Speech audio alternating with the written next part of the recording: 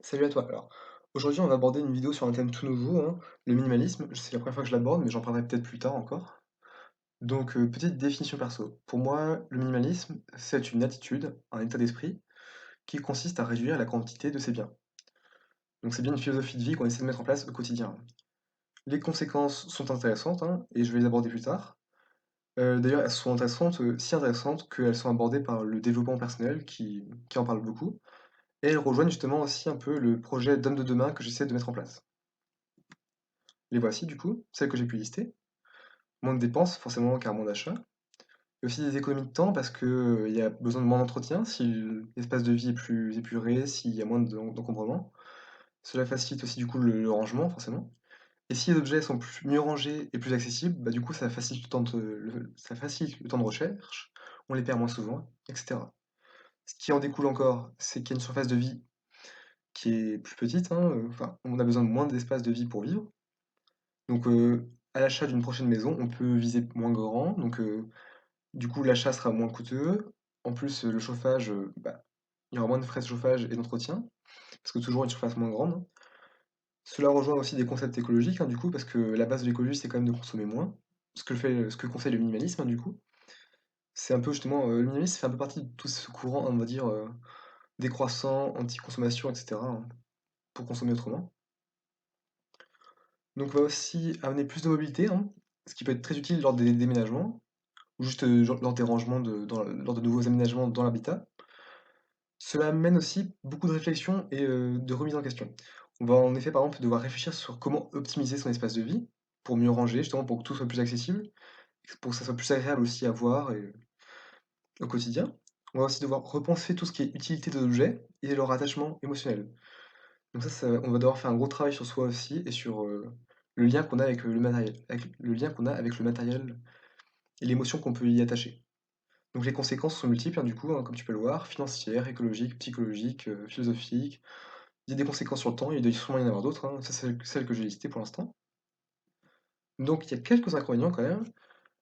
Forcément, l'homme a besoin de stimulation. Un environnement épuré tout blanc, comme certains minimalistes le font, c'est pas très physiologique, on va dire, hein. Ça rejoint pas ce que l'homme est au fond de lui. L'homme a besoin de stimulation, donc il a besoin de stimulation surtout visuelle dans l'environnement, dans un habitat. Donc du coup, il faut trouver comme un équilibre. Pour moi, l'équilibre, je l'ai trouvé en jouant sur le 2D, c'est-à-dire en jouant sur les murs. En effet, les murs sont des espaces un peu inoccupés, et pourtant des espaces, des grandes surfaces qui peuvent donner beaucoup de vie à l'appartement, plutôt que essayer de rendre vivant l'appartement avec des meubles qui encombrent. Donc du coup, moi j'ai misé par exemple tout simplement pour des toiles en tissu qui coûtent 20-30 balles. C'est un peu cher, c'est vrai, pour l'investissement. Par contre, c'est pas encombrant, il n'y a pas besoin d'entretien, ouais. Et ça occupe une grande surface, hein, ça fait plusieurs mètres carrés, et c'est génial, c'est hyper beau, t'as des motifs toujours plus fous les uns que les autres, et pour tous les goûts. Et l'autre inconvénient, bah, bien sûr, c'est au niveau philosophique, psychologique, ça demande un travail sur soi, pour se séparer des choses, hein, toujours réfléchir. Et moi, ce que je conseille dans ces cas-là, c'est toujours attendre un peu, hein, stocker dans le doute. De toute façon, on a tout le temps devant nous, hein. Mais un jour, des fois, faut un peu se brusquer parfois aussi. Donc voilà, quelques questions. Les quelques six questions à avoir devant un objet. Quand on veut acheter, quand on veut jeter, quand on veut conserver, etc. Quelle est la fréquence d'utilisation de cet objet? Quelle est l'utilité que j'en fais au quotidien? Est-ce que c'est essentiel pour moi? Est-ce que c'est utile? Est-ce que c'est plus quelque chose du ressort du loisir? Ou est-ce que c'est carrément un truc inutile qui m'encombre au quotidien? Justement, l'encombrement. Il faut réussir à réfléchir à ça. C'est pour ça que je mise sur des toiles en tissu, plutôt que, je sais pas, sur une belle table pour poser des objets. Ou encore un petit meuble pour décorer, quoi. L'entretien nécessaire aussi, justement. Une toile, par exemple, est plus facile à entretenir qu'une étagère. C'est aussi pour ça que je mise dessus. Il faut réfléchir à l'entretien des objets en question. Plus on a d'objets, plus c'est difficile de tout nettoyer, quoi. Faut aussi réfléchir forcément à l'attachement émotionnel avant de se séparer des choses. Et dans le doute, ouais, stocker, quoi. Puis peut-être du coup, justement, toujours se remettre en question sur est-ce que ça vaut vraiment le coup de garder ses souvenirs. Il faut aussi avoir une petite réflexion sur le prix, hein, parce que le minimaliste, c'est aussi un peu la philosophie du radin, et paradoxalement du bobo un peu, hein, clairement. Il y a que les riches qui ont le loisir de se dire peut-être qu'il faudrait que j'ai un peu moins de choses, quoi. Et bah du coup, ouais, réfléchir sur le prix, parce que le prix, forcément, l'argent, c'est de l'énergie et du temps, et ces ressources-là, l'argent, l'énergie et le temps, c'est des choses que vous pourriez utiliser peut-être à meilleur, dans un meilleur but, hein, peut-être pour, trou pour rejoindre un peu le sens profond de votre vie, quoi, pour vous accomplir, on va dire. Les objets à jeter, du coup, quelques catégories que j'ai pu mettre, en place là, les objets qui traînent par exemple. Il y a plein d'objets qui traînent chez moi, que j'ai pas jetés depuis un bout que je devrais jeter depuis un moment et c'est vrai qu'au final je fais pas attention à ça, j'entasse et cetera. Donc c'est bon là, je suis passé dans une stade où ceux-ci là, ces objets-là, je les ai directement jetés ou donnés. Après il y a aussi les souvenirs pas si attachants que ça prend un peu plus de temps. Mais c'est vrai que par exemple les bulletins scolaires, les photos, par milliers ou centaines là qui servent à rien, que les mamans prenaient quand on était petits, parce que c'était complètement gaga, bah, ça, on peut s'en passer peut-être, ouais. Enfin, c'est vrai que moi, au final, j'y attache beaucoup moins d'importance, ou j'en garde quelques-unes seulement. Les cosmétiques, la télévision, là, c'est carrément des objets pour moi qui sont plus délétères qu'autre chose, donc c'est aussi bien de les jeter, hein, carrément. Surtout la télévision, les cosmétiques, bon, ça, c'est à chacun de faire, hein, mais c'est des fois un peu difficile de s'en séparer, je connais les gens, hein. Puis la décoration, etc., des choses qui prennent de la place, quoi.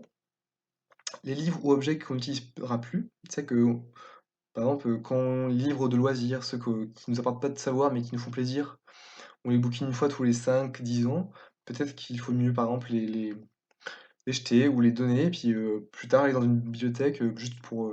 on va à la médiathèque, on emprunte ça pendant 3 semaines, c'est bon, pas besoin de posséder, pas besoin de posséder forcément la chose. Et il y a une dernière catégorie assez récurrente, hein, ce sont les objets redondants. Les objets redondants, par exemple, c'est le tupperware, les couverts, les assiettes, etc. Des fois, on en a trop, en trop grande quantité. Peut-être qu'on pourrait s'en détacher d'une partie. Les objets redondants, je pense le pire, c'est ceux qu'on utilise très rarement et dont un seul exemplaire suffit. Qui suffisent en un seul exemplaire. Par exemple, je veux dire, un ciseau, t'as pas besoin de 3 ciseaux dans ta baraque. Surtout si t'es seul. Et peut-être que si vous êtes en famille, il y a peut-être moyen que vous vous organisiez pour qu'il n'y ait qu'un seul set, un seul kit de fourniture pour toute la famille. Plutôt que chacun ait son kit, toujours dans une démarche déjà de simplification, de moins d'encombrement, mais aussi d'écologie et de budget, hein, parce que généralement, acheter tout en plusieurs exemplaires, c'est pas forcément ce qui est le plus économique. Les petites pensées qui en découlent du coup, donc c'est vrai que c'est compliqué, on a toujours un peu un esprit collectionneur, je pense, l'homme, on a toujours tendance à entasser les choses, parfois pour se rassurer, parfois on se dit au cas où, ou parfois juste parce qu'on aime bien en collectionner, hein, tout simplement, on a des passions un peu cheloues, ceux qui collectionnent les timbres, les capsules de bière, je sais pas, enfin, voilà. Bah, du coup, peut-être dans ces cas-là, se remettre en question. Et dans ces cas-là, moi, c'est vrai que j'avais collectionné quelques trucs, j'ai tout jeté parce que c'est vrai que les collections, c'est par définition le truc le plus inutile au monde. C'est juste par plaisir. C'est encore moins utile qu'un souvenir, quoi, je veux dire. Lister les possessions, ouais, ça c'est un autre aspect. Je pense que lister, faire un inventaire peut être utile justement pour, à tête reposée, définir vraiment objet par objet, est-ce que ça m'est vraiment utile? Et pourquoi pas carrément réfléchir à changer, peut-être passer d'un lit doux vers un BZ, ça peut être un truc tout con pour avoir plus d'espace, essayer de changer un peu tout ça, voilà. Et après jeter ceux qui ne sont pas utiles. Donc faut pas oublier aussi que c'est une démarche sur le long terme, hein. Moi j'ai commencé à mettre en place, mais c'est un truc très progressif, justement parce qu'il faut pas se brusquer aussi. Faut pas faire un truc sur un coup de tête et après regretter. Dans ces cas-là, je stocke, et en attendant. Définir les objets indispensables, bah, ça rejoint un peu tout ce qui est se poser les questions en fait. En se posant dans les questions, on va définir ce qui nous est vraiment indispensable. Ceux-là, on sait qu'on va les garder dans tous les cas. Et après, en vrai, tout le reste, ça peut jarter. Moi, ce que j'ai défini au final comme objet indispensable, c'est juste, on va dire, les papiers administratifs. Tout le reste, globalement, je peux m'en séparer. Bon, le téléphone de nos jours, c'est de plus en plus compliqué, pareil pour l'ordinateur. Et globalement, le reste, c'est vrai que c'est très très subjectif, quoi. Après aussi, utilité et durabilité plus que plaisir, ça c'est du bon sens, hein. C'est vrai on achète souvent par plaisir, hein, par pulsion, par pulsion de consommation, hein, parce qu'on nous y pousse aussi avec toute la publicité, etc. Et parce que c'est vrai que pour compenser des fois, bah, peut-être qu'on va compenser, il y en a qui compensent par la bouffe, d'autres par, je sais pas, par, je sais pas, des addictions un peu diverses, bah, d'autres qui compensent par l'achat compulsif, quoi. Et bah, juste par un achat tout simplement, hein, ça fait toujours plaisir. Bah, moi, je mise plutôt sur la durabilité et l'utilité. C'est vrai qu'il faut être plus pragmatique, hein. Un objet, c'est aussi utilitaire à la base, quand même, hein. C'est pas à lui de nous posséder, hein. C'est pas à lui de nous dicter comment on doit se sentir, hein. C'est pas à lui de nous procurer du plaisir. Il faut qu'on trouve du plaisir autre chose, en nous-mêmes ou par d'autres activités peut-être plus nobles. Donc voilà, une petite piste de réflexion. Ça rejoint un peu le point user avant d'acheter, forcément. Je préfère toujours user les choses jusqu'à la moelle, entre parenthèses, avant d'acheter quelque chose de nouveau. Ça s'applique très bien aux vêtements, hein. c'est l'impression de voir ce que tout le monde achète, alors que acheter du durable, c'est vrai que ça serait beaucoup plus intéressant. Donc on use des choses, et moi par exemple là, ce que j'ai déterminé par exemple dans la carte d'Europe, ce qui s'use beaucoup, c'est quand même en ville les chaussures. Surtout que c'est souvent de la canne, hein, clairement, on peut dire. Et pourquoi pas passer par exemple plus tard sur un truc beaucoup plus durable, une fois que j'aurai visité celle-ci, sur des chaussures en cuir, un truc, enfin, un cuir synthétique, un truc bien costaud, qui dure 10-15 ans, quoi, au moins, plus qu'une chaussure qui dure 6 mois, quoi.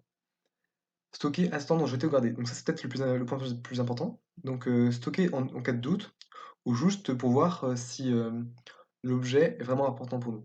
C'est-à-dire après, si on le stocke et qu'on attend un an, des années, des mois juste tout simplement, et qu'on n'en voit pas l'usage, alors on peut clairement jeter la chose, hein. Ou alors la garder, c'est vrai que si on a encore des réticences, hein, du fait d'un attachement émotionnel. Je pense que c'est une bonne méthode, c'est ce que j'ai mis en place, et j'ai essayé de faire ça. Et ça marche bien quand même. Garder les rechanges, les redondants usables, ouais. Ce que je veux dire par là, en gros, c'est qu'en fait, quand on est dans une démarche d'être minimaliste, au début, on voudra toujours on va dire des restes, on va dire, pré-minimalistes. Donc, pour moi, ça va être une pile de crayons. Je vais pas acheter les crayons parce que je sais que ça s'use, et donc, je les garde dans une boîte de stockage dans un petit coin, avec d'autres boîtes de stockage où j'ai d'autres objets, justement, qui s'usent. Et je vais les user au fur et à mesure. Et après, bah, quand j'aurai atteint la limite, quand j'aurai tout consommé, je vais maintenir on va dire un petit stock, on va dire, usuel, quoi. Mais pas besoin de stocker comme je le faisais avant dans des grandes quantités, et comme tout le monde fait. Les caisses de stockage, donc du coup, c'est l'instrument de base, hein, qui peut être utile. Aussi, au niveau philosophique, c'est intéressant.